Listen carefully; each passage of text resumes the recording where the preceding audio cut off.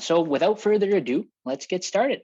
My name is Bryce. My pronouns are he, him, and I will be guiding everyone through our session this evening. To begin, I'd like to say a few important words. As a treaty person, I'm grateful to be able to live, work, and play on this land. Western's campus is located on the traditional lands of the Anishinaabeg, Haudenosaunee, Lenape, and Chinongton nations. These lands are connected to the London Township and Sombra Treaties of 1796 and the Dish with One Spoon Covenant Wampum. Thank you very much for being here tonight. Today, I'm joined by my co-host Ryan, a number of staff, faculty, and current students from the School of Kinesiology, and of course, all of you. Welcome. Let's go through a few housekeeping items before we get started. First, this session is being recorded. It will be available on our website in about a week. You'll be able to find it on the same page you went to for registration, welcome.uwo.ca/presentations. Next, live closed captioning is enabled. If you'd like to turn it on, you'll find the live transcript button on the bottom bar. Then you can choose show subtitle or view full transcript. Just remember, this is live closed captioning, so we can't guarantee the accuracy. Next, your video and audio will remain off today, but that doesn't mean we won't be interacting together. We will have polls throughout the presentation, and we also want to answer all of your questions. You can submit a question using the Q&A box. You'll find this at the bottom of your screen. You can enter questions now or anytime throughout the presentation. Someone from Western will type an answer to you, and we'll also save a few questions to answer live at the end of the presentation. One tip about questions: be as specific as possible to get the best answer. So let's get started with a poll right now. If I can have my colleague Ryan launch that poll, we'd love to know where you're joining us from this evening. All right, looks like some folks right here in London. We've got folks coming in from all across Ontario, Canada, and even the world. Fantastic. Well, thank you very much for being here. We'd also love to know who is joining with you tonight. Are you joined by a family member, a friend, parent, guardian, maybe one of your siblings? Maybe you're flying solo this evening. Awesome. Well, thank you so much to all of our guests. We're very happy you're here, wherever it is you're joining from and whoever you're joining us with. Let's go over our schedule for the night now. So here's our itinerary of events. We're going to start with a welcome from Dave Humphreys, the Undergraduate Program Chair. Then Lindsay Rostron will walk you through the kinesiology programs, things like what courses you could take and the experiences you could have. Next up is a mini lecture with Assistant Professor Derek Pamikoff. You'll learn more about biomechanics. After, we're going to get to know some current kinesiology students in a student panel. They'll share some of their experiences here at Western. And finally, we'll all join together at the end to answer some of those questions. We hope you'll join us for the entire event, but if you can't, no worries. As I mentioned earlier, there will be a recording available on our website. And don't forget to sign up for our other events. We have lots of events coming up this spring. If you haven't attended a Next Steps presentation, we highly recommend you do so. It's helpful for everyone to understand what to do before coming to Western. We also have a special presentation about residence if you're thinking about living in residence or you just want more information. And last but certainly not least, a presentation from student experience. If your travel plans permit, we have an in-person event scheduled for May 7th, our spring open house. You'll have an opportunity to come tour Western's beautiful campus, learn more about programs, services, and residents. You can sign up on our website, the same place you signed up for this presentation, welcome.uwo.ca/presentations. Without further ado, let's get started. I will now invite Dave Humphreys, Undergraduate Program Chair, to say a few words to welcome you. Take it away, Dave.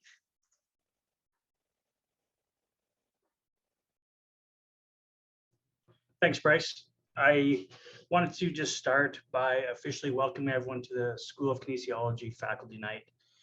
It's really our hope that by the end of tonight, you'll have an idea of all the different ways that you can both engage and thrive within our School of Kinesiology. I'm excited that we're going to have a chance to hear from Dr. Pamikoff, one of our biomechanics professors. As Bryce noted, you'll have a chance to ask some questions via the chat to some of our students. You'll also get to meet our awesome counselors, Lindsay and Shannon, people that will be instrumental in you navigating your way through your program. So I'm really excited about tonight. When I think about tonight, I think that it's about you. It's about you asking questions.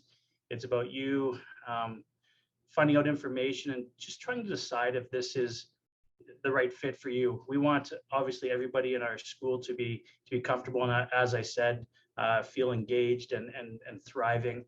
So it's about asking the questions to make sure that this is the place for you. I would be remiss if I missed an opportunity to show off our new building.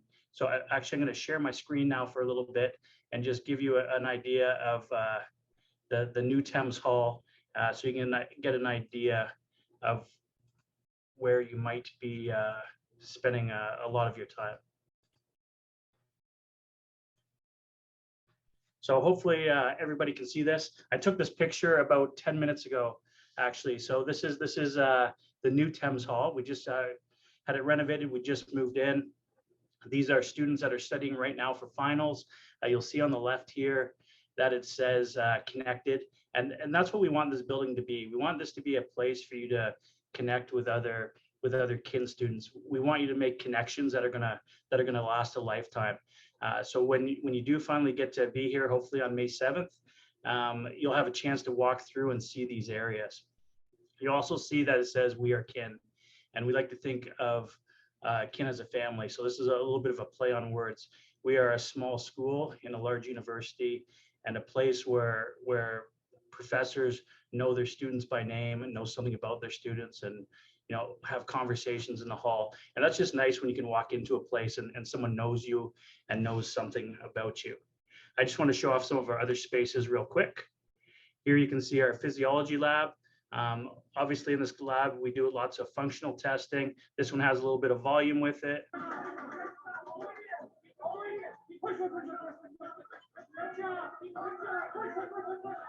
So that's a Wingate test. You can see we have top of the line equipment in these new labs. And the great thing about that is you're getting your hands on the equipment that you will use when you get out and go enter the workforce. So you're getting time and hands-on things to make you more comfortable when you finish. Here you can see this is just a deadlift testing some power. So that's our exercise physiology lab. And again, lots of opportunity to get hands-on and do things with other students. This space is near and dear to my heart. This is the athletic injuries and rehabilitation lab. These are the courses that I instruct presently. You can see on the far left some of our fourth year students teaching each other some core stability training. In the middle, no, that's not a mass casualty scene. That is actually our students practicing on-field neck assessment. So if an athlete was injured on field and they thought it might be a neck, they're going through those types of scenarios. And then to the far right, again, in these classes, it's a lot about getting hands-on. It's a lot about one-on-one, learning to speak to people, learning specific hands-on skills. In this case, they're doing some wrapping and taping. So that's the athletic injuries lab that I wanted to show off to you. Moving on. So we have a studio. In your second year, you'll take 2 movement courses. It's a kinesiology program, so we think it's really important that our students actually move, because kinesiology is very much the study of movement. So in your second year, you're taking classes where you are actually moving. And this is a student-run seminar where they're teaching other students some cardiac rehab techniques. So again, you might have a day where you go in and you have an hour or 2 of lecture, but then you get to move and learn and clear your head a bit that way. So that's really exciting. This is our fitness and strength training lab. Again, in the second year, you will take these movement courses. This is called Kin Fast, which is fitness and strength training. So in second year, you learn the proper techniques to test and teach. In third year, you add on to that. And in fourth year, you're actually able to challenge a number of industry standards for personal training. Here in the middle, you see a hockey team we had in. It was a women's U18 double AA hockey team that came in. We tested them, and then we also taught them basic movements. So you get hands-on with people in the community as well as people within your classes. So that's just a real quick snapshot of some of our new spaces. I hope I will be there on May 7th, and I hope to be able to show you around it in person. Thanks very much. Thank you very much for that, Dave. I had the chance to tour the new building myself the other day, and it is spectacular. So thank you a lot for sharing that with us. And now we're going to get right into a program overview with Lindsay Rostron.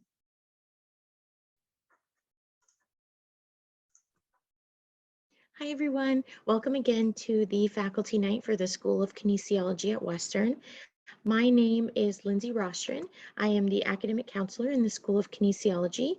Shannon Woods, my colleague, is also here tonight. She is the coordinator of student services and undergraduate programs. And I'm just going to be sharing with you tonight a little bit of program information, starting with admissions, first year classes, and a summary of what you can expect across all 4 years as well. And just to give you a little bit of insight in terms of my role and Shannon's role, is we are your student support system. We are that touch point. If you need anything or are looking for any information, we can be the jumping off point for you. Hopefully we can help. If not, we can lead you in the right direction. And that support starts as early as the summer for our incoming class. So we participate in something called Summer Academic Orientation. We do an information session for our students on what courses to pick for first year, and then you have one-on-one counseling appointments with staff from Summer Academic Orientation that will sit down with you and actually help you enroll in your classes. So you don't have to figure out any of our systems or resources by yourself. You have support in that starting right in the summer. Shannon and I also will strongly encourage mid-semester check-in in first year for all of our first year students. We like to do this in October or early November, and if there is something that maybe isn't going perfectly, it's still very early, so we can get you those extra supports, make those tweaks so that you can be as successful as possible throughout the rest of the semester and the year. We have a great mentorship program within the School of Kinesiology. It's voluntary for our first year students.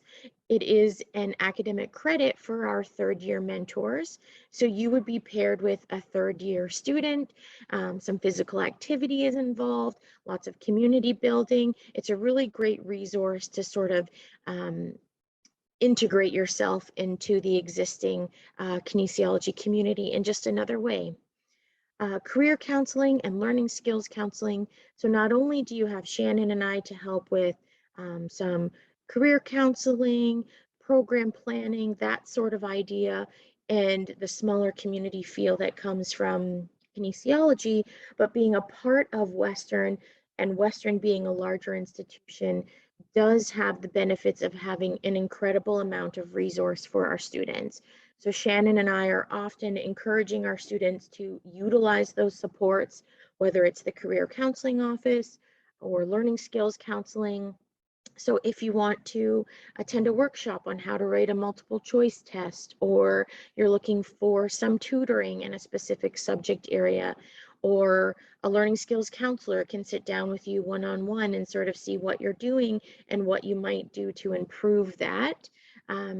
If you have an IEP in high school, those sorts of interventions and supports can continue once you get here. So extra time, your own room, that sort of thing. And that all comes from these learning skills and accessible education resources that Shannon and I can help you find. Some basic program information for you in terms of admissions. So this is probably a review for a lot of you who have applied or maybe even have an offer in hand or anxiously awaiting those offers still yet to come. But for those of you who are maybe thinking about applying, Western calculates your average based on your top 6 U or M level courses, including the prerequisites of the program that you're applying to. So for kinesiology, that would be 12U English and 12U biology. and then the remaining 4 would be your next best grade 12 U or M level courses. We do have some recommended courses. We do recommend a grade 11 or 12 physics to help prepare you for the biomechanics portion of the program. We also recommend a grade 12 math. All of our students do have to take statistics at some point, so this is beneficial in that area. If you are interested in the Bachelor of Science specifically, we do encourage you to have at least one other grade 12 U science. As I'll discuss in a minute when we go sort of through our first year classes, you do have to take 2 first year sciences for the BSc, one of which could be biology, but you'd also need another grade 12 course to complete that requirement. So that's an important thing to note if you're interested in the Bachelor of Science. If you are specifically interested in medicine and dentistry, you would want to make sure to have grade 12 U chemistry, not from a kin perspective, but from a medicine or dental school perspective. Last year, the cutoff average was an 89% for 350 spaces. I can't predict what the average will be moving forward. That will depend on the number of applications that we get, as well as the quality of those applicants. But this is just to give you sort of a ballpark figure of what it's been in the past. When you apply to Western, you would have noticed that it is just one application choice on OUAC. You may be asked to indicate a major area of interest, but that does not impact your admission. So first year is general, you are simply a kin student, and then moving into year 2 is when you would declare a module. We have 3 modules to choose from. We have a Bachelor of Arts, a Bachelor of Science, which is limited to 75 spaces, and we have a limited enrollment BA module in clinical kinesiology, and that has 40 spaces. We also have a combined degree with the Richard Ivey School of Business. So your first 2 years would be in kin, year 3 is entirely at Ivey, and year 4 and 5 are a combination of the 2. So it does cut down on 1 year if you had done them consecutively by doing this combined program. One common question that we often get is, what is my first year going to look like? So here's a summary of our first year requirements. Just to give you a brief understanding of the numbers, we do 5 credits each year for 4 years for a total of 20 credits within a 4-year degree. So we have some courses that all students are taking regardless of the module that they're interested in. So all of my students are going to take Physiology 1021. This is a full year class and it runs from September to April. We have 4 kinesiology half courses. So a half course is going to run either September to December or January to April. You'll take 2 in first semester, 2 in second semester. If you're interested in the Bachelor of Arts, the remaining 2.0 credits can be whatever you'd like. If you're interested in the Bachelor of Science, 1.0 science credits must be taken in first year, and that is from 1.0 credits from one of those 4 areas, so biology, chemistry, physics, or math. You are required to take an additional science at the 1000 level, like I mentioned, but it doesn't have to be in first year. It can be in second year, or you can use your extra elective space in first year to get that requirement done. If you are interested in clinical kinesiology, you also have to take a half credit of statistics, and then you have 1.5 elective options over the course of your first year.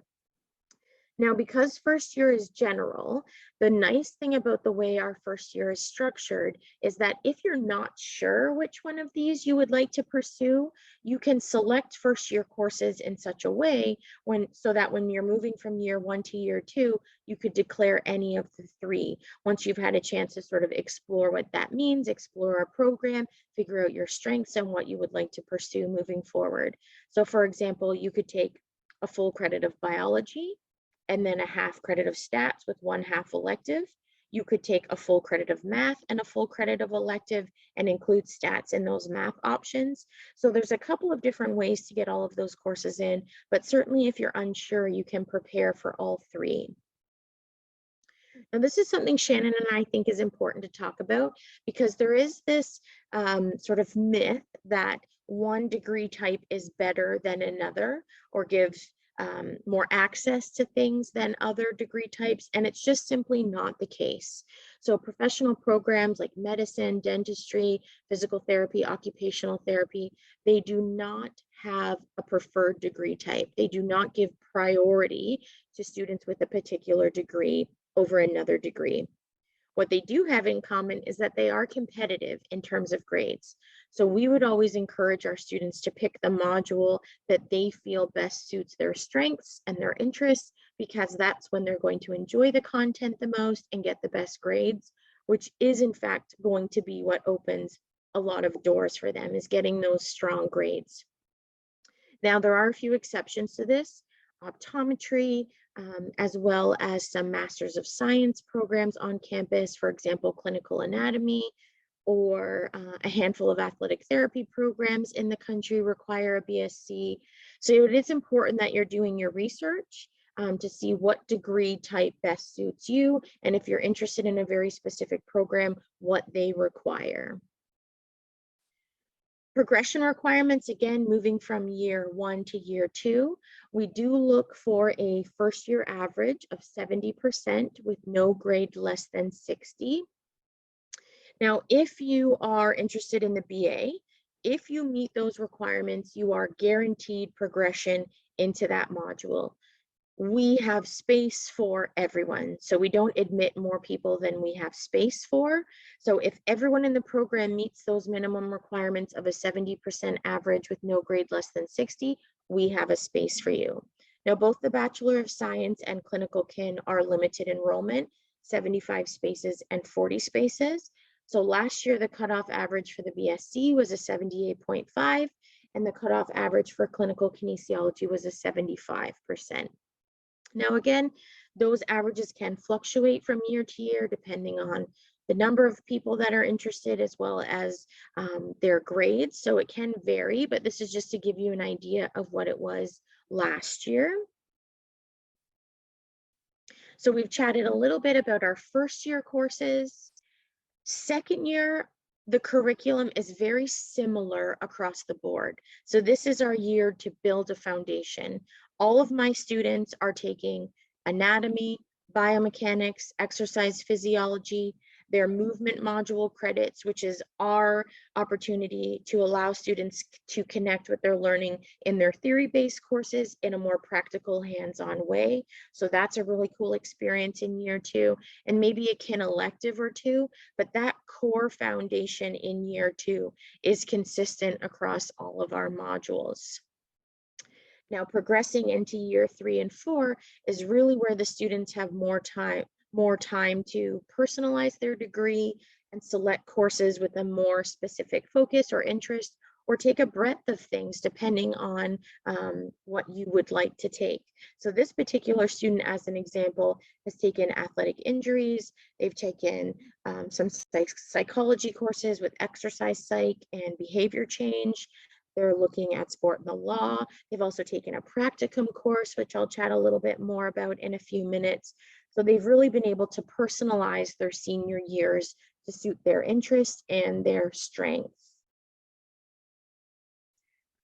A little bit more detail about each of our modules. So as we mentioned in first year, you do have to take the 1.0 science. So that is sort of indicative of the program overall.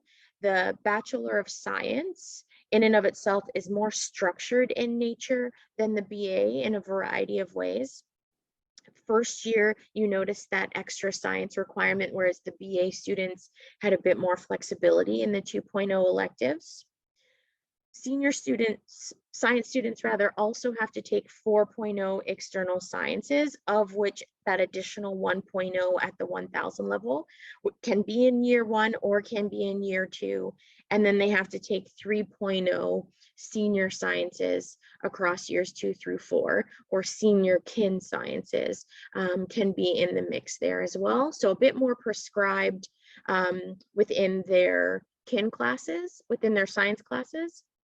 And then they have 2.0 kin electives within their program courses. So not only is your kin courses a bit more structured, but also your electives.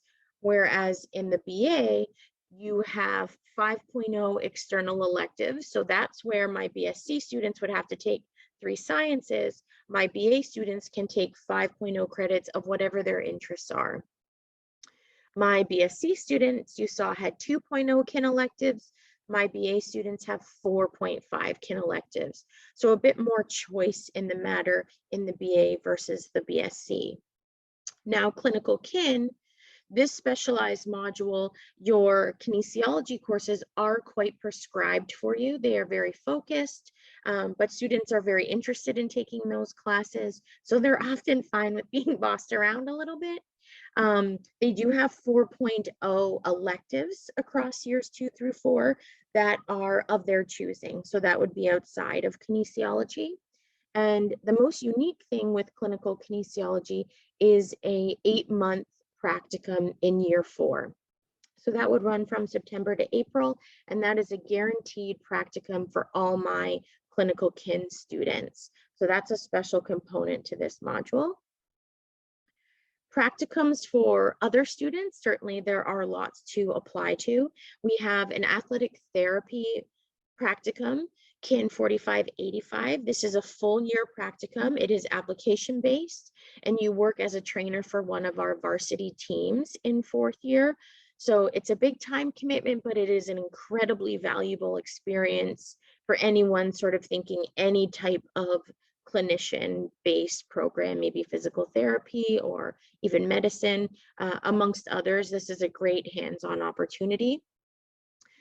Students in the BA and the BSc can also apply to a half credit practicum. So this could be in 1st term or 2nd term, or even both, if you're interested in experiencing different areas, or you want to stay on where you were in 1st term. And this can be in a variety of different capacities. This can be rehab, coaching, ergonomics, strength and conditioning, clinic-based settings, all sorts of different settings for you in that practicum, and that's a half credit. So either September to December or January to April. Research, we have a senior research project that you can opt into as well. It's not required for our honors programs, but if you are interested in research long-term, maybe pursuing a master's or a PhD, this is a very valuable option for you. You would sort of work directly with an instructor and maybe their grad students as well, conducting your own research project. And this again is a full credit from September to April. So you really have a good amount of time to really sink into a research project. Now, looking at exchange opportunities, volunteer, that sort of thing, of course, choosing a university is an academic decision. You want to make sure that the school you end up at has the program that you're interested in, the courses you want to take, and the extracurriculars that are important to you. And I strongly encourage you to get involved outside of the classroom, whether that's through travel or volunteer. There's tons of ways you can do that. Exchange opportunities, now that the world is opening up a little bit, are back up and running, which we're really excited about. Kinesiology specific exchanges at almost 20 different partner universities. So these institutions have a lot of kin courses to choose from, so you can complete some of your degree requirements while you're there. They are typically 1 semester in length, either in 3rd year or 1st semester of 4th year, as not to impact graduation. And all the classes are taught in English. Western Exchanges has many, many more exchanges to choose from. So perhaps you're doing a minor in another subject area, or you're interested in a specific country or place or institution. We can typically make that work as well. You would just do your kin courses while you were here, and then do your electives while you are abroad. We've had a student who was doing a minor in French, and they spent a term in Nice in the south of France doing their French courses, and then they did their kin classes while they were here. So certainly there's lots of options to make an exchange work for our students. Some volunteer opportunities. This is just a couple, but you have many, many more to choose from. The Fowler Kennedy Sports Medicine Clinic You get the chance to work alongside physical therapists and kinesiologists, and that's right here on campus in the building attached to ours. CERT, the Student Emergency Response Team, this group of students is highly trained. They are the first responders to any on-campus emergency in most cases. So this is incredible background, especially those interested in medicine would really benefit from this sort of training and this experience. Hospitals have their own volunteer portals. There's one obviously on campus with University Hospital, and then St. Joe's is just up the street. We have the Canadian Centre for Activity and Aging. Not only is it a great resource on campus for volunteers, but also a lot of cool certification courses. We would recommend students to do certifications as much as they can. It's excellent for adding to a resume or speaking about in a job interview, and it just gives you additional skills once you're sort of graduated and out there looking for employment or post-secondary options beyond your undergraduate degree. Kinesiology labs are often a great place to volunteer, especially if you're interested in a specific area and you've gotten to know maybe your instructor, your professor a little bit. This often doesn't happen until year 3 and 4 when you've gotten to sort of know the areas that we offer or what even your interests are, but that's a great way to get some volunteer experience.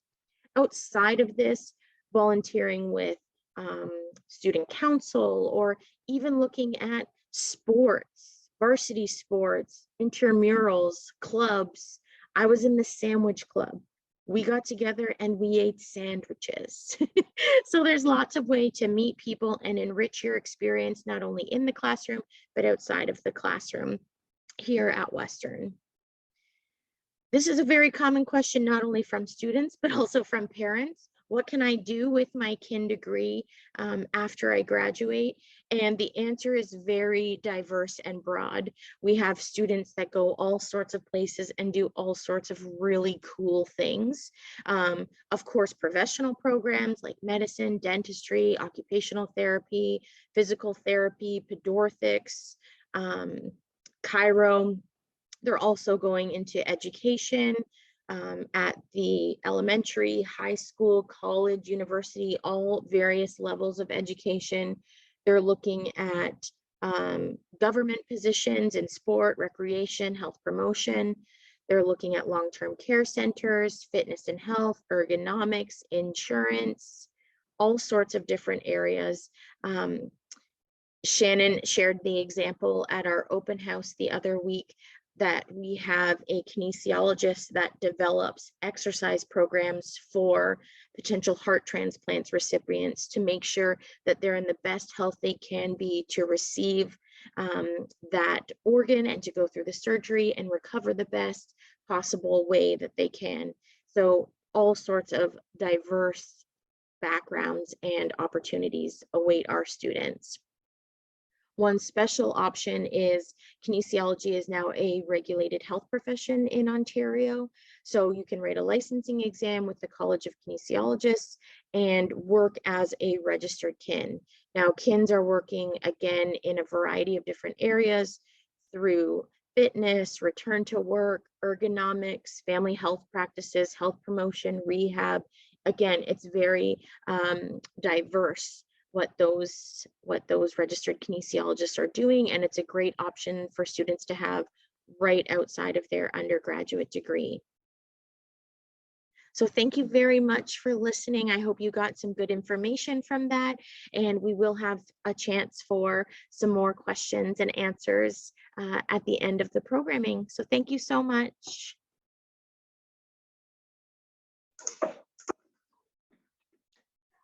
Thank you so much, Lindsay. That was fantastic. Very comprehensive overview of kinesiology. And for those of you that end up coming here to Western, I'm sure you'll be very familiar with Lindsay and Shannon. They are tremendous supports for you as you spend your time here at the School of Kinesiology. So I'd like to now pass it off to Derek Pamyakov, an assistant professor who is going to be talking to us a little bit more about biomechanics. Welcome, Derek.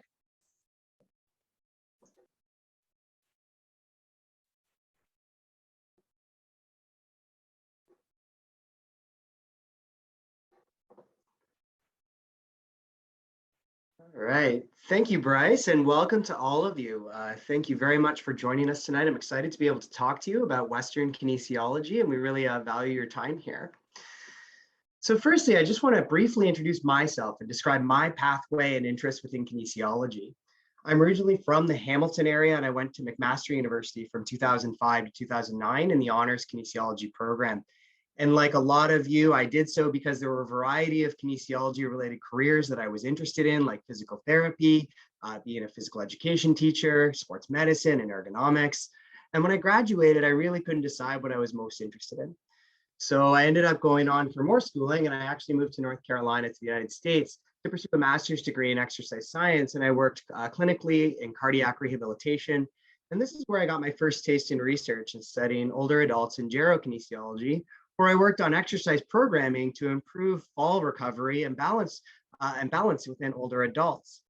And when I finished, this was when I discovered that I had a passion for research. I went on to obtain a PhD from the University of North Carolina, and I graduated in 2015 with a specialty in biomechanics.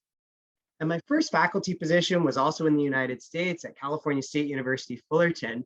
And now I've continued my career here at Western, where I began in the very beginning of 2021 and continued to study the prevention of arthritis after major knee trauma. At Western, one of the core themes that we study is mobility, which simply put is the ability to move our body from one spot to another. And if we consider the relevance of mobility to different groups, different diverse populations, we could see how it would be important to maintain our mobility for autonomy and independence for older adults or anybody with compromised mobility in the case of injury or disease, but also in the case of high performance in athletes. And in both cases, we're simply just trying to optimize or maximize human performance. I was a former competitive distance runner at the high school and collegiate level, and this is largely what sparked my interest within these topics, biomechanical contributors to mobility. So what exactly is biomechanics? Now that I've introduced myself and a little bit more about what I'm interested in, I'm going to chat briefly about my favorite topic and what I teach at Western and introduce you to the world of biomechanics. I'm going to define what biomechanics is in the broadest sense, give you an idea of how biomechanics can be applied, and then provide some information about different opportunities at Western about how biomechanics could be incorporated within your studies. So first, let's just watch this brief video. It's about 1 minute long, but does a great job at showcasing some of the different diverse applications of biomechanics with some just stunning and fantastic visuals. What is biomechanics? It's the story of us, how we move through the world, forward, backward, up and down, under and over. It's a story about technology, science, music, medicine, sports, and art. It's written in equations, steps, rotations, collisions, code, and sweat. It's full of setbacks and successes. Biomechanics is a story built on the past, informed by the present, and envisioning our future for a better world in motion.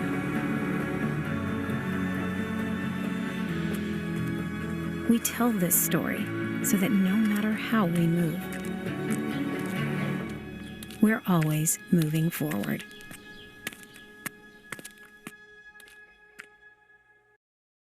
So I think that video does a fantastic job introducing visually a lot of the different applications of biomechanics and the different things that you see there. But what really is the textbook definition of biomechanics? This refers to an application of mechanical principles to the study of living organisms. And so if we break down this word further, the bio portion refers to biological systems. And the mechanics portion refers to an analysis of the action of force.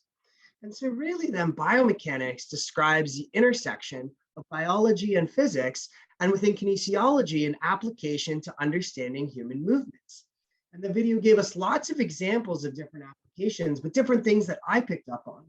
We could see opportunities to use biomechanics to understand skill improvement or acquisition, or understanding the different types of forces that contribute to injury.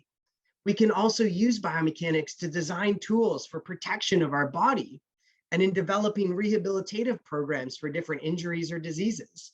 And we can optimize human performance across lots of different groups in what you saw there. Some visual representations of what we could study. We could study our energy systems that are needed to move our body from one spot to another, or from understanding how our body moves within different mediums, within air or within water. We could understand the forces that are developed by modeling our body with different computer systems or three-dimensional modeling to understand human development and human propulsion. And we can also use biomechanics to understand the different factors or forces that contribute to injury and how we could protect ourselves, like here with helmet design. There are many different ways that we could measure human motion, and within biomechanics, one of the most common is the use of motion capture technologies, which involves creating a digital representation of a live human performance. And from this, we can extract a variety of different meaningful outcomes that could be interpreted to help us understand a disease process or to optimize some type of performance characteristic.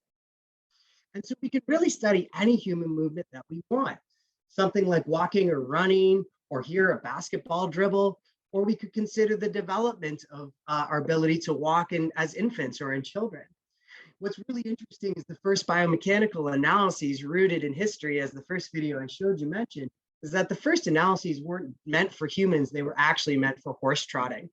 But the underlying theories and methodologies, regardless of whether it's an infant, an elite athlete, or a horse, is really the same. And that's the basis for the introductory course within biomechanics. And so biomechanics at Western, all students take an introductory course that's required in the program in both the BA and the BSc. It's part of all kin students, taken typically in the second year and within either term. It provides an introduction to qualitative and quantitative analyses of movement in sport, exercise, and physical activity. We place an emphasis on understanding and identifying these physical principles that influence movement patterns. Some different types of analyses that you would learn about include quantitative and qualitative analyses of movement, and these two themes of kinematics and kinetics that largely consume the course. So firstly, what I mean by qualitative and quantitative. Qualitative analyses are non-numeric descriptions or evaluations of movement based on observation.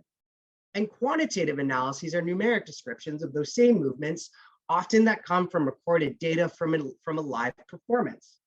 So for instance, we could consider this person doing a squat right here, and we could qualitatively describe it and qualify it on a dichotomy as good or bad, or we could go even further and talk about the curvature of the spine and qualify it that way. We could also go a step further and take some numbers to different movements using some different inputs. And here an example of the force that would be needed to support this elbow as the person is holding a dumbbell, and calculate the muscle forces needed to do that. And so yes, there's some math involved within our kinesiology curriculum, but with our required biomechanics course, most of this math is typically covered within the grade 10 and grade 11 curriculum.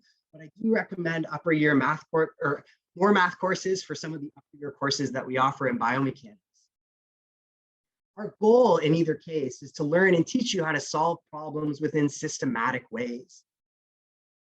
Our curriculum within biomechanics, the introductory course, largely consumes two branches. And firstly, kinetics. What that word means is a description of motion, or the description of the causes of motion, or the forces that underlie those, or the how and why of a movement.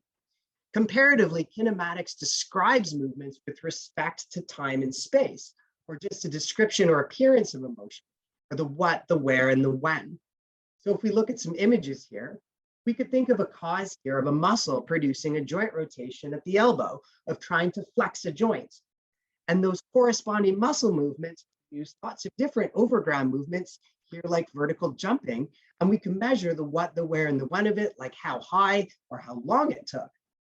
We could also study the forces that get applied to the body from external places, like from the ground or from collision.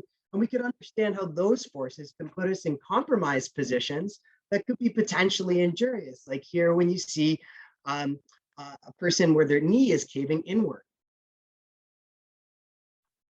And so some sample evaluations of what you might see. Pain on the front of the knee is a rather common chronic condition. And here I asked to calculate the force needed that drives the kneecap back onto the joint when it's flexing, and to describe some different factors that increase or decrease the magnitude of this force.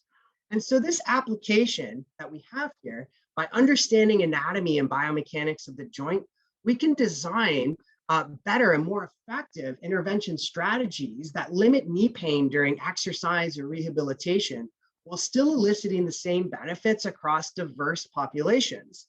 And so in that context of maximizing mobility through a lifespan in different groups, this idea could apply to somebody where their knee is in this position, where they're just performing a sit to stand action, very regular task of daily living, or where somebody's trying to maximize performance in the case of muscle strengthening in this way. Some different applications of integrating biomechanics within clinical practice can be described here from a colleague of mine who incorporates biomechanics within her physiotherapy practice.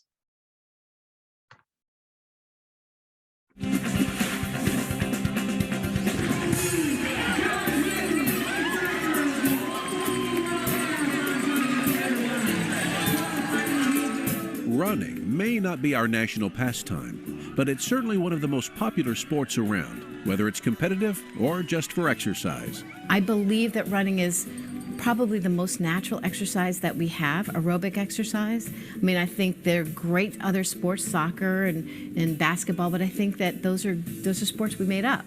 Whereas running was something we had to do for survival. So I really believe that running is imprinted in our genes. Genetics or not, people love to run, which makes the Spalding National Running Center a very busy place. It's also a world leader in the care and study of runners. The mission of the Spalding National Running Center is to gain a greater understanding of the mechanics that are related to lower extremity injuries in runners in particular, but even in walkers. So we're really interested in what are the factors, the biomechanical factors that are related to the development of overuse injuries that are related to gait.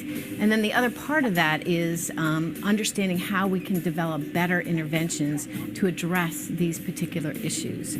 So the center has both a clinical component and a research component because we really believe that they need to go hand in hand. To do their important work, the Spalding National Running Center has assembled a world-class roster of doctors, scientists, and technicians, and given them the most advanced tools available. We have really probably one of the most modern high-tech motion analysis laboratories. We can study three-dimensional movement patterns with camera systems. We can measure three-dimensional forces. We can measure shock with accelerometers. We can measure muscle activity. In addition, we can look at them as they run with multiple foot strikes. We can look at things like fatigue and maybe retraining gait patterns with our instrumented treadmill labs. All of that technology and all of that evidence helps us to understand and better treat our patients that we see in the clinic every day. Elite runners from around the globe come to the center, but so too do amateur and recreational runners of all ages. They come to become better runners, but also to heal and rehabilitate from injury. I believe that injuries in runners are related in terms of biomechanics to how well aligned they are and how hard they hit. And so our interventions are very much focused on that. So we train people, we retrain their gait patterns to be able to get them to run more well aligned, as well as getting them to land softer.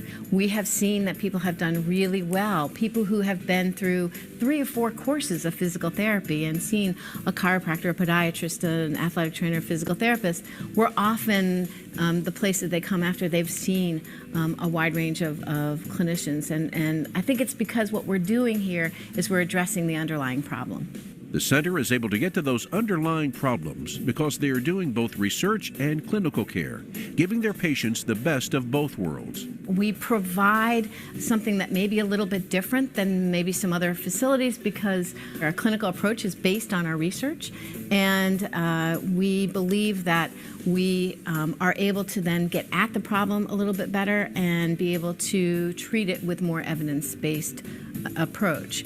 So what you see in that video, I think is fantastic, is that Irene Irene Davis. She's a good colleague of mine. She's incorporated her expertise within biomechanics within her physical therapy practice. And many students that pursue kinesiology have aspirations within the allied healthcare field. And so what I hope you can see from that is how studying biomechanics could make you a better practitioner or a better clinician. And within biomechanics, following the completion of introductory coursework, we do offer intermediate coursework and advanced coursework that takes the applied theoretical knowledge and learn advanced analysis skills in a hands-on laboratory setting. It's a really exciting time here at Western within kinesiology in our newly renovated space. This is a picture of the motion analysis research laboratory that's soon to be outfitted with a lot of the toys that you just saw in the previous video. So different things that you'll be able to do in there include three-dimensional modeling of human movements over ground. In addition, taking advantage of newer technologies that use machine learning techniques to automatically recognize human movement patterns, and then different ways that we can image musculoskeletal structures and measure their function. So lots of different opportunities and toys to play with right now at Western. So thank you very much for your time. We hope to join you. We hope that you join us in London. I will also be there on May 7th. If you want to meet me, my contact information is there, and I'd be happy to answer any questions for you. Thank you so much, Derek. That was fantastic. Really appreciate you carving some time out of your schedule to chat with us and share some more information on biomechanics. So thank you very much. Also, really exciting that Western now has the spaces and the technology to be able to analyze and study a lot of those movements that Derek was mentioning. So very, very exciting time. And now that you've had a chance to learn a little bit more about biomechanics, you got a fantastic program overview from Lindsay, we'd like to turn it back over to you. So if I can have my co-host Ryan launch our next poll. We'd like to know, what are you most excited about, or what are you most looking forward to when you're starting at Western? So maybe some folks from out of town are looking forward to moving away from home. Program choosing courses. Yes, we just heard about some fantastic courses, and many are saying all of the above. Awesome. Next up, we'd like to know who went to Western. So which of these 4 celebrities went to Western? We've got Marvel superhero Simu Liu, Canada's first female astronaut Roberta Bondar, blogger and TV star Lainey Liu, and DJ duo Loud Luxury. Awesome. I suppose we should have included in all of the above there because all 4 of those celebrities are Western alums. Wonderful. And last question, we'd just like to know if you've decided if you're going to be joining us here at Western come September. A few folks saying yes, can't wait. If you haven't heard from us yet, that's okay. There's still many offer rounds going out, so no worries if you haven't heard just yet, but we're hoping that we're going to get a chance to see you at the Spring Open House on May 7th, and then again in the fall for the start of classes. So thank you very much. We're now going to welcome on 2 current kinesiology students to hear about their experiences at Western. So I'd like to welcome Emily and Armand. Thank you very much for carving some time out of your schedules. I'm sure it's very busy with finals here. So thank you for joining us. And I guess to get us started, if you don't mind, just give us a brief introduction with your name, where you're from, what you're studying, and maybe what year you're in. Emily, if you want to get us started. Yeah, absolutely. Hello, everyone. My name is Emily. I'm currently finishing up my 2nd year, and I'm in the clinical kinesiology module. I'm from Kingsville, Ontario, which is a super small town about 45 minutes south of Windsor, about 2 hours away from Western's campus. And I'm happy to be here talking to you all tonight. Hi everyone, my name's Armand. I am in my 2nd year in BSc. I did live in Woodbridge for a while. I am currently moving between cities right now. And yeah, I'm just happy to be here. Thank you very much. Emily, I'm from Windsor, so just down the road from Kingsville, very familiar territory for me. So fantastic. Thank you. So I guess we'll get right into it. If both of you can maybe touch on a favorite course that you've taken so far. I know it's probably hard to choose, but has there been one course that has stuck with you that that you've really loved so far? You want this, or you want me to go first? You can go. I actually really enjoyed the first year physiology course. It wasn't a course I was expecting to enjoy, because I had a little bit of issues with biology in my grade 12 year. But when I was taught the physiology course at Western, it actually opened my mind on doing some other stuff that I didn't think I'd love to do, especially cardiovascular physiology. Just some stuff that, when you take courses like that, where it's an introductory course, it really just broadens your horizons and teaches you some stuff you really didn't realize that you were going to like, but now you're enjoying it. I have a similar story to Armand. My favorite course that I've taken thus far has been biomechanics, actually with Dr. Pamukoff. I took it first semester this past year. I myself didn't love physics in high school, despite my dad was actually my physics teacher, which is kind of funny. But then coming into second year, I also wasn't prepared to love the course. However, it was taught really well and really also opened my eyes to a field that I really didn't know existed, or didn't know too well within kinesiology. So that has been my favorite course thus far. Wonderful. Thank you very much. And Armand, I think your answer definitely speaks to that kind of that common first year where you get to try out a few things and figure out what you like before you're progressing into years 2, 3, and 4. So fantastic. I'm glad you both kind of discovered a new passion with those courses. So next, I'd just like to know what are some of the ways you've been able to get involved around campus, whether that's in clubs, sports, jobs, internships, anything like that. How have you been involved since you started here at Western? Within kinesiology, I'm actually a member of the Kinesiology Students Association, which is basically like your high school student council, but for our KIN program, I'm the Winter Special Games coordinator. Outside of KIN, I'm part of a Pinterest for Poverty Club, which is we make small crafts and sell them and then donate the proceeds to women's shelters here in London. I'm also an international peer buddy, so I work with incoming exchange students and just help them get acclimated to Western and to the city of London. And then outside of that, I participated in basketball, dodgeball, and flag football intramurals to kind of get some physical activity and fun in that way. I am also part of the Kinesiology Student Association. I am the second year representative, and I will be the upcoming third year representative for the Bachelor of Science. I've also taken part in the Western Indo-Canadian Student Association, so it's just the umbrella club for all the Southeast Asian clubs. I am currently the Director of External Affairs and then going into becoming the Vice President of External Affairs. And I was also the second year representative for the dream team we have through the Faculty of Health Science.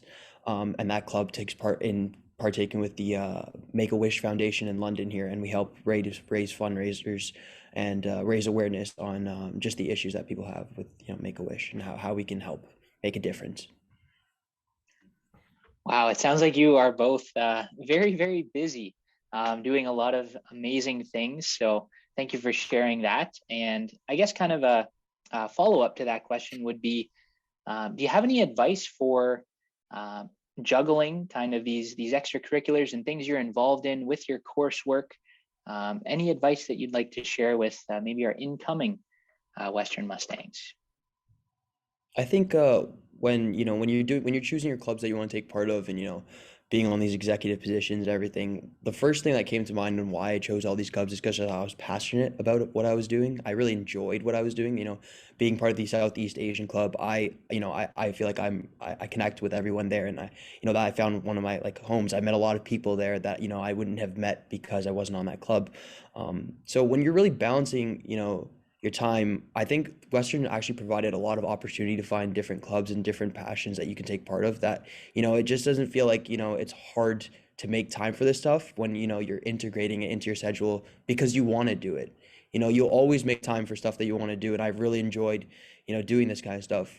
when I was on the KSA, I actually met a lot of people in my program that I wasn't able to meet before because of the pandemic, and it was, hard to meet and make friends and everything. Thankfully, everything's opening up right now, but it was just nice to, meet people you wouldn't usually meet and make experiences that you wouldn't be able to make unless you, took time and found that passion and find people that relate with your passion. Yeah, building off what Armand said, I think the jump from high school to university is a lot, 100%. However, I know I would have gone stir crazy had I just done only school. I feel like you need to apply yourself and you need to put yourself into things outside of the academic world, or you're gonna run yourself crazy. So I found that there is ways to manage it, just prioritizing your time. I know I have an agenda that I write down weekly, and sometimes even if it's the smallest things like doing my laundry or just eating a meal that day, it feels so good to just wipe something off my to-do list. So 100%, university is hard. It does require a lot of time and a lot of dedication, but with that being said, you have to remove yourself from the academic space to really be able to apply yourself and succeed as best as possible. And there, without a doubt, is a time to do everything you want to do if you prioritize your time well. Thank you very much. Excellent pieces of advice there. Prioritize, stay organized, and then choose things that you're passionate about as well. So thank you kindly. Next up, bit of a fun question. Do you have a favorite spot on campus to study? Have you found any kind of secret spots to study? And where's your favorite spot to eat on campus? If I need to like grind out, can't have any noise, I'm kind of basic and I do like Weldon. I just find everyone in there matches my energy. If I'm, in it, I need other people around me to also be in it and be potentially struggling as well. But if I am all right with a little bit of space, I do love our new building, Thames Hall. I find that the aesthetic and especially the live garden wall, it motivates me, and it's such a pretty building. And then my favorite spot to eat, also kind of basic, but you really can't go wrong with the Spoke or the Wave. I think I have the best order at the Spoke, but that's to be debated, but definitely good spots to eat and study all around campus.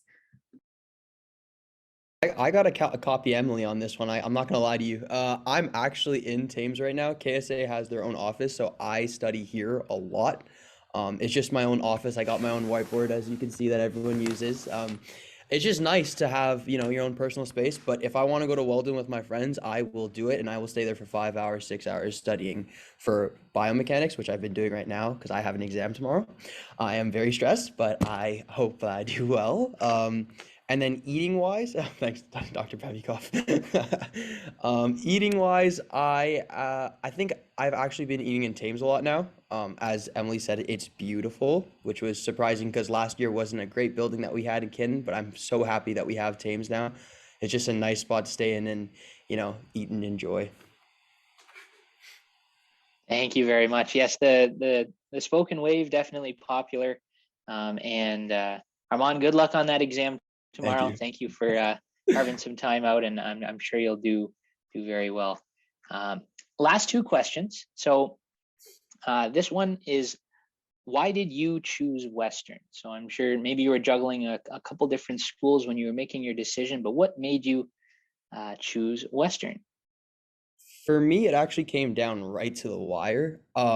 I chose probably the second last day of when we were supposed to choose, and I was between this, McMaster, and Queens. Thankfully, I was accepted to all of them. But what it really came down to was when I came to Western, it had to be the campus because that was a big selling point, especially for my mom. She was really pushing to see what the nicest campus was and what I enjoyed. And then I knew that some of the courses at Queens, McMaster, and Western all had very similar, aspects of it. But the reason I chose this is because I've actually had a great reputation from all my family friends that have come here and all have taken kinesiology and all the science courses. I had a great background coming in and on what to expect and what's happening. So just some advice to everyone applying. I definitely say, ask around, see what, if any of your family or friends have already come here and see what they've said. I've gotten all great reviews when I came. That was a big factor of why I came here. Just find the right fit for you. And I know it's really hard, but it just always helps, come to the campus, check it out, it's just, you'll know right away if you like the campus or not. And that's what happened with me when I came to Western.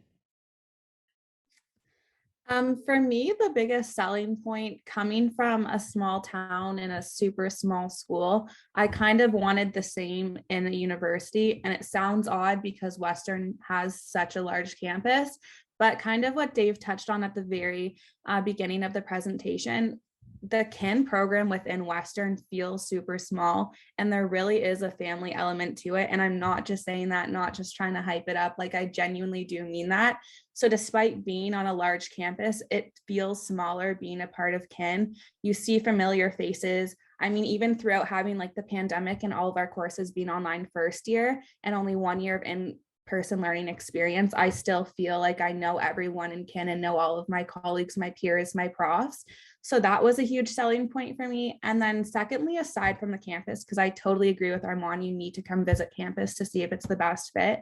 London itself as a city, I think really functions well around the school when it comes to like the transport system. Like our bus system is awesome and you can always rely on it. The downtown, like the social aspect, the bars, the restaurants, the parks, the entertainment, like the social factor. London's such a great city and it's really truly built around Western and being a student here. So those were two of the biggest things as to why I chose KIN at Western. Thank you very much. And we'll finish off with this last one here. We might have some attendees tonight who are finishing up high school. And if you could share a little bit of advice with them, or what advice would you give yourself if you could talk to yourself a couple of years ago when you were making that transition from high school to university? The biggest thing for me is I think I would tell myself that it's okay not to know. Just in general, I think there's a lot of pressure. Even I remember in like grade 10, because then you have to choose whether you want to go into the university or the college stream. And then in grade 11, it's, oh my goodness, what courses am I going to take for grade 12 to then prepare me for first year university? There was a lot of pressure. And I remember just not really knowing what I wanted to do. And that came with a lot of fear. Yeah, it's okay not to know. I know even like through, like I mentioned with biomechanics and Armand with phys, we've already been introduced to so many career possibilities and potential research avenues and learning endeavors that I had no clue existed coming into university. So as long as you know that you're passionate about the human body and passionate about KIN, that's good for now. You'll learn along the way and your horizons will be expanded as you go. So just embrace the fear, embrace the unknown, and just take it day by day. Emily, you could not have said that better. I honestly could not. I don't know how to top that. One of the things I would say to my future, like older self, was just buckle down on studying. I did slack a lot because of grade 12 year. And I remember that when I came into first year, I struggled with just, getting down my study habits and coming back into the grind. All I gotta say is check around. Like if you know people that are doing courses with you, learn how they're studying, learn how they're approaching. If you haven't buckled down your own study strategy, because I had that issue first year on figuring out, what the best way was to figure out how to study for my exams, how to do assignments, and how to time manage everything. Just definitely focus on find your groove, find where you can figure out how to get that information down, how to understand the information. Go to office hours. That is, honestly, I've been told that way too many times, and I know for a fact those help in so many ways. Just coming down if you need help on certain courses. It's just nice to spend 30 minutes with your prof and they'll explain everything you need. They help you a lot. They're really helpful, and yeah, it's just nice to have a conversation with a person that knows what's going on when you're confused out of your mind. Awesome. Thank you very much. I definitely could have used some of that advice as I was making my transition. So Emily, Armand, thank you so much. Like I said, I know you're very busy, so best of luck with all your finals coming up. And we really appreciate you taking some time to share your experience with us tonight. Thank you. Thank you. All right. Well, that's just about it, folks. We're getting close to about 8:15 here. So first of all, I'd like to say a huge thank you again to all of our volunteers for making this event possible. We had Dave Humphreys come on at the beginning, give a fantastic welcome and show us around the new kinesiology building.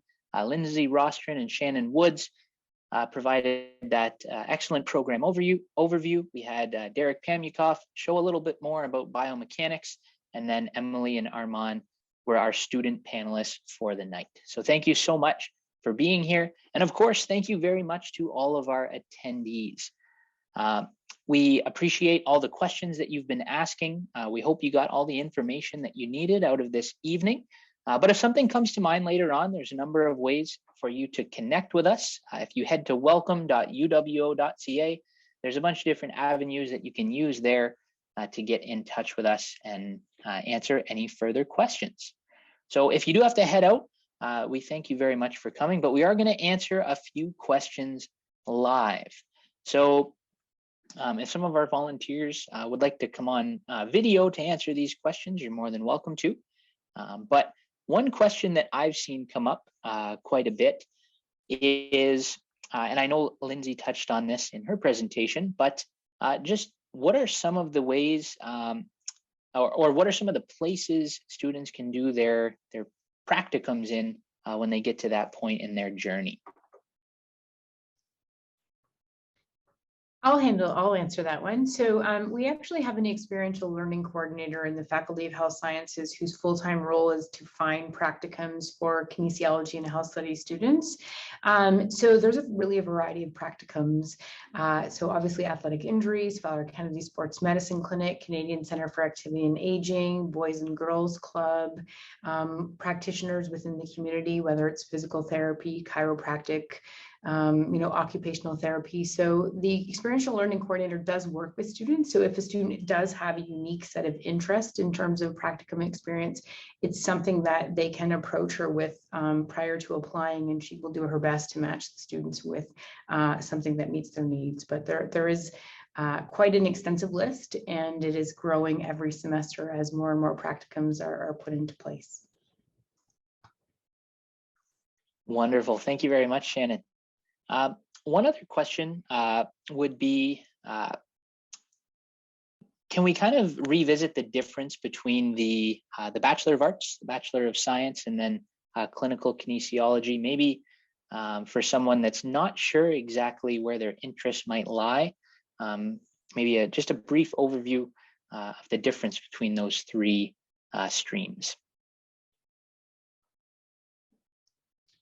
So we actually have a common first year in kinesiology, which means that everyone takes the same courses, and how you choose your electives determines your eligibility for whatever program in year two. What's really great about that is if a student is undecided coming in first year, we can set a student up to meet the requirements for all three of the modules. So it's not something they actually have to make a decision about until the end of second year. When we look at the differences between the modules, year one, year two have the same required kinesiology courses across the board for all three modules. The Bachelor of Science does require science courses in first year as well as years 2, 3, and 4. So a student who really wants to be interested in those external science subjects like biology, chemistry, physics, math, not only in first year, but to continue taking those throughout. Our Bachelor of Science and our clinical kinesiology courses are actually open to BA students. So if you are a BA student who really likes biomechanics and you want to take it beyond second year, or really enjoyed exercise physiology and want to take it in third and fourth year, those are open for you to take as a BA student. And so we do provide students flexibility. So the BSc really does have the external science commitment. And then clinical kinesiology was designed to help students sit and pass the licensing exam to be a kinesiologist. That being said, that doesn't mean that everybody who goes through that module chooses to do that. And it also doesn't mean that you couldn't sit the licensing exam and be successful as a BA or as a BSc graduate. It does have the most required courses, so there is very little flexibility, and that's something that may appeal to some students. However, there may be some students who prefer a little more flexibility. So again, a student in the BA could take clinical kinesiology courses as elective options, and it is not a decision that a student has to make until the end of first year. So we could then take a look at what would second, third, and fourth year look like, and what module is the best fit for the student. Thank you very much. If anyone else has any further questions, feel free to pop them in the Q&A box there at the bottom. I did have one more, and once again, this is something Lindsay touched on in her presentation, but in terms of postgraduate studies within kinesiology? What are some of the offerings there? So kinesiology, probably at any point in time, 30 to 35% of the student want to pursue physical therapy. And then we definitely have, chiropractic college, occupational therapy, osteopaths, PhD, master's program, dental school, medical school. So Western kinesiology in any program at Western has enough flexibility built in that a student can take electives that they would need to meet graduate school prerequisites. So, you could go to medical school just as easily from kinesiology as you could from, a psychology degree, as you could from a medical sciences degree. So it's really about fit, signing up for, what you're interested in. And so we encourage students to take a variety of kinesiology courses and a variety of elective courses, because that often is how they find their path. Derek mentioned even, how he discovered his path, and maybe that wasn't what a student entered university thinking they were going to end up doing, but definitely try courses, look for volunteer opportunities, as our students have mentioned. A practicum can often help solidify a student's interest in a particular area. So we really do have students going into a variety of programs. Both Lindsay and I do some career counseling with students. So if a student has interests or has an area they're interested in, we can meet with them. We also bring in speakers, whether it's graduate, professional, college programs, to really do our best to expose students to a variety of options. So there really isn't anything that somebody can't pursue after graduating from kinesiology. We can definitely work with a student to make the prerequisites happen. Actually, Shannon, if I can add to that, also within the School of Kinesiology, we do have a course-based master's and a thesis-based master's for people wanting to go on in the field of kinesiology, work with some of our professors. Derek would have some students working under him at the master's level, as would most of our professors. Wonderful, thank you very much. So a couple questions coming into the Q&A here. Someone was wondering, when would they be able to meet with an academic counselor to help kind of look over first year courses and electives? So there is a program at Western called Summer Academic Orientation, where students get to meet with a representative from Western. It's sometimes an academic counselor, but not always. That being said, anyone that you would meet with would have been trained by Lindsay and or myself in terms of course selection. And so definitely we encourage students to sign up for an SAO appointment to get some assistance with course selection. Once first year starts, you're welcome to meet with us as much as you want. We definitely have some students that we probably see every week or so, and some students we hardly see throughout the program. So it really is up to the student. We do encourage all, but not require, but strongly encourage all students to meet with us in the month of October. So we do set aside time to meet with each first year student, just as a check-in to make sure that things are going well. Any concerns? Do we need to make any adjustments? Any learning skills supports? But yeah, so we are available throughout your 4 years to meet with you as frequently as you want. And we support students through, appointments. We have a live chat that our office mans. And so we do our very best to be accessible to support students in a variety of ways. Thank you very much, Shannon. Yes, the Summer Academic Orientation is in the process of opening up registration. So that will usually open up sometime in May. One-on-one appointments for Summer Academic Orientation typically go from mid to early June to kind of middle of August. So definitely something to look out for. If you Google SAO at UWO, you'll be able to find more information on Summer Academic Orientation. All righty, I think we're pretty much cleared out our Q&A here. Anything else that any of our other panelists would like to add before we close up for the night here?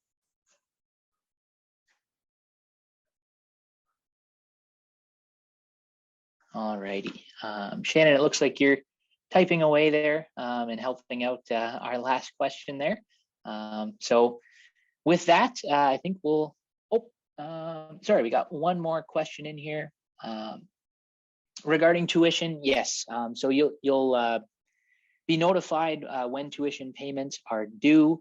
You're gonna typically installments are August and December. You pay tuition in those 2 installments, but you will be notified certainly when those due dates are coming up for tuition. So, okay, I think that is all. Oh, sorry, Derek raising his hand there. Yeah, I just wanted to actually remind Armand that his exam is on Saturday, not tomorrow. So I just caught that and realized that today's Thursday and your exam's definitely Saturday. Today was Friday. I thought. You have a whole extra day. Oh my God, that nothing helps a lot. tomorrow. It's a holiday. So best of luck. Thank you, bro. Thank you, sir. Armand is extra prepared now. He's been studying away all night now. Another 24 hours to study away. So awesome. I'm glad that's all sorted. Armand, best of luck on Saturday on your exam. And thank you again to everyone for joining us tonight. Thank you to all of our volunteers for making this night a very special one. And this recording will be up on our website, welcome.uwo.ca/presentations. So thank you everyone for joining. Best of luck on your journey to university. Good night, everyone.